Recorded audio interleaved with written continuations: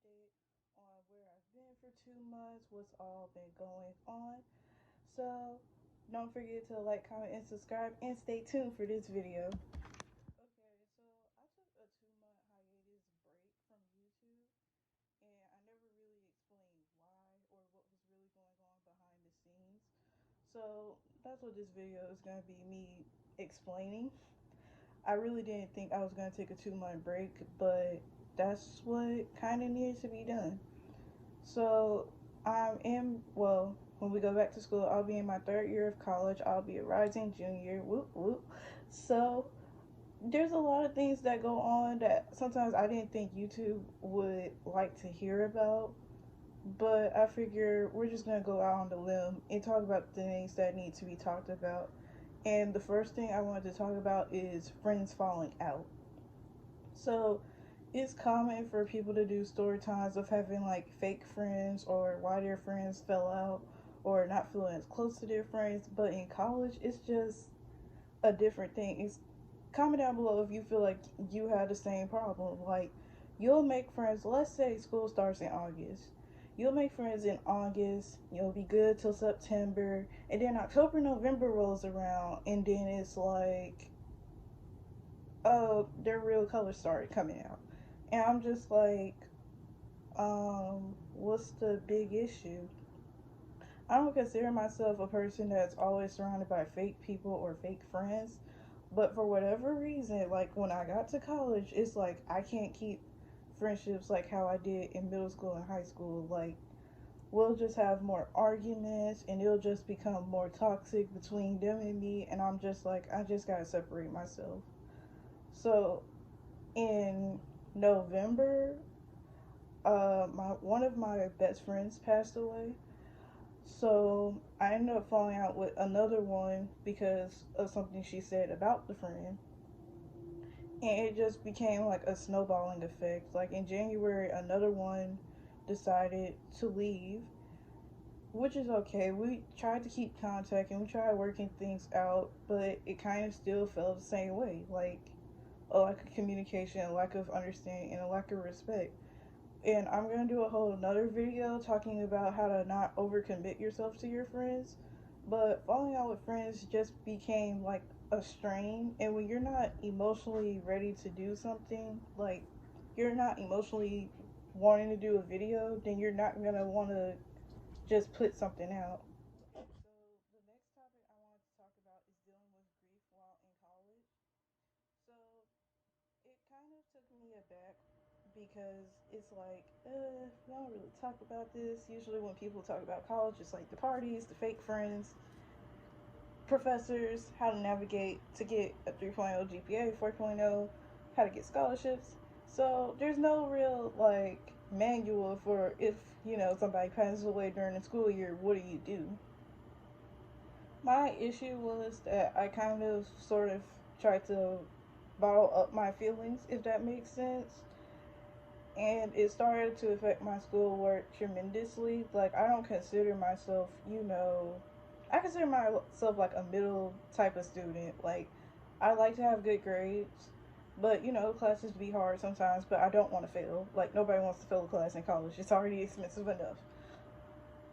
I think that it's very hard to like talk about it because it's like everybody already is going through stuff, and when you're trying to make friends, you don't want to drop deep weighing topics on them like the first couple of months. So I started going to counseling on campus, which I recommend if you can afford it and you feel like you have no one to talk to. Then go out and get a professional to talk out your issues with and really deal with the problems in an unjudgmental type of environment. For me, I kind of had the best of both worlds. I had students, well, not students, old classmates I could talk to, teachers, family members. Like, there was always somebody I could really talk to, but I felt like I needed somebody to professionally talk to because not everybody is going to be available, and you don't want to feel like I guess a burden per se. Like, you don't want to dump all your like, oh, I'm sad today, can you come hang out with me? Like, everybody has their own different responsibilities outside of you. And another thing about counseling is it's a very great tool. But I think what people get confused is like there's this stigma around mental health, like something has to be wrong with you, you have to have some type of disability. And I just want to dispel that. Like, if you feel like you're not in the right mind frame and you feel like something is wrong, there's nothing wrong with getting help. Let's get that out of it. There's nothing wrong with getting help. There's nothing wrong with talking to people. There's nothing wrong with having someone who literally went to school for it.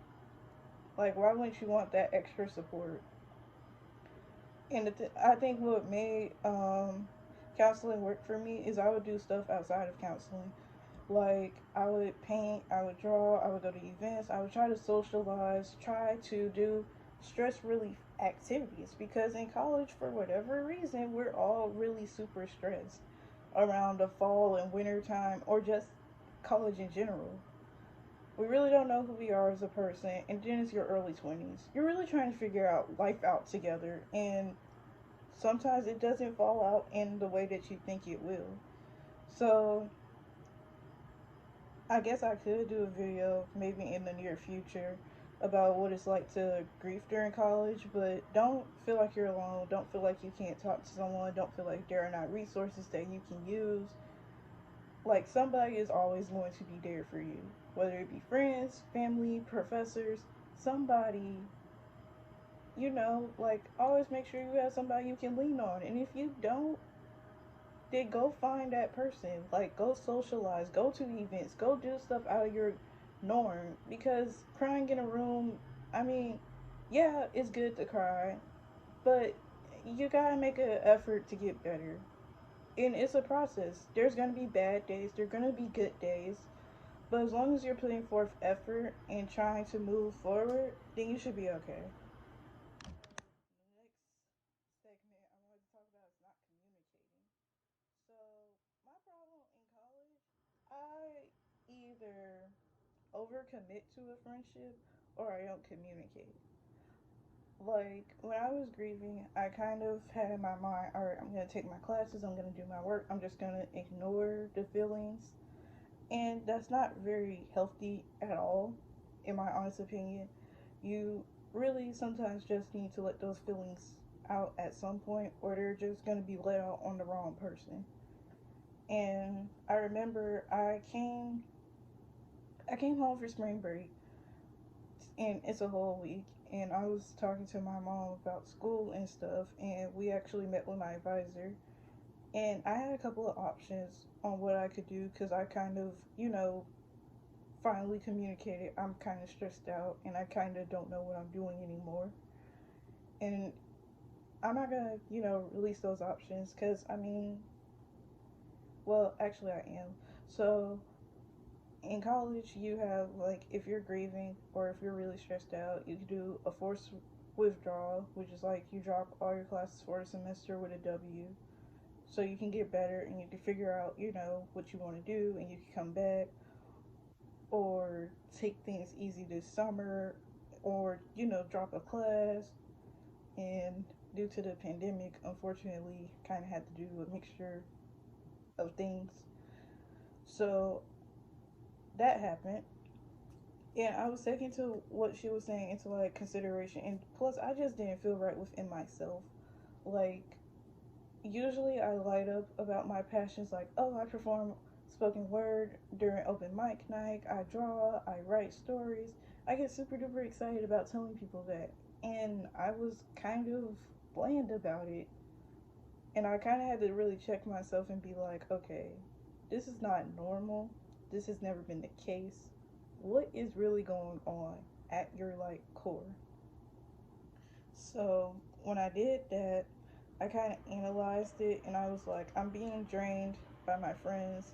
I'm being drained by the workload that I thought I could handle. And I'm not really allowing myself to really sit alone and breathe, because when you live on campus, I mean, I hate to say it, it's like a con and a positive at the same time, but you're always kind of surrounded by somebody. Like, you're kind of always interacting with somebody, whether you like it or not. Like, You go to the cafeteria is usually packed. You're going to class, it's usually like 30 people.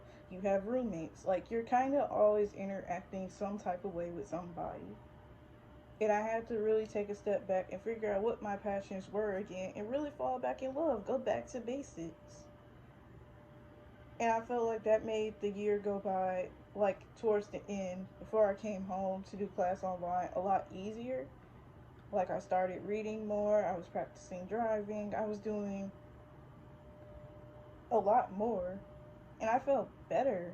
On top of counseling, you know, you have to do stuff, you have to communicate with people. Communication is always key. Like, you never know what somebody else is going to say. They might have something that you didn't even think about as an option. So, don't let a lack of communication be the reason you have a downfall. My next thing I wanted to talk about is like quarantine and COVID. So a bunch of YouTubers were doing like projects about, them cleaning out their rooms, them doing 25, 100 plus, 200 plus ideas of things to do when you're bored in quarantine, which, is cool. It's nice. But I really didn't feel like that was my type of content. Quarantine kind of sucked for me. Like, all the stores are closed. You can't really go anywhere. You're kind of just stuck in the house. And I know that's what basically the job around YouTube is. Like, you're in the house filming yourself, you're editing. So this should be like your dream job. Well, a dream opportunity. And I kind of wasn't really feeling it. I was still in class, and I can't really be like, oh, what's class look like online? Because I'm like, I want to keep some part of my life private, and some of it, I don't mind sharing. But I feel like it would have just been a boring video to watch. Oh, this is how I do homework online during pandemic, or this is how I made over my room. It just wasn't really sitting well with me. On top of the fact, I just wanted some time to really figure out what I wanted to do. Like, I've been doing YouTube for like 3 years now, and that's a really long time. And my content is sort of changed, it's evolved. But I wanted to make sure that I wasn't just making videos to be making videos. Like, I actually get excited and enjoy making them. And it's not that I didn't during the 2 month time span, I just wanted to make sure I was pushing out the best content possible. Versus, oh, you haven't posted this week, so you gotta post this week. Like, no one wants to watch a boring video or a forced video. Like, no, that's it. You might as well not make the video at all. I wanted to end this video off on a positive note because I know a lot of that stuff is kind of hard. There's a lot going on in the world. So I plan to go back to making more content, like girl talk videos, the tea with tea, posting more poetry videos, and maybe some DIYs. I don't really have a full plan. I'm working on it, but I wanted to make sure I give you guys a life update on what's been going on, and so what's the sorry, I was getting tongue tied. I wanted to be vulnerable and really explain where I've been, where I'm going, what we're really gonna do. Like, I didn't mean to take a 2 month break, and I really don't know, what I'm gonna hold in the future. But I do want to get back to making videos consistently, maybe like twice a week. So if you like this video and you like my content, don't forget to like, comment, and subscribe, and I will see you in my next video.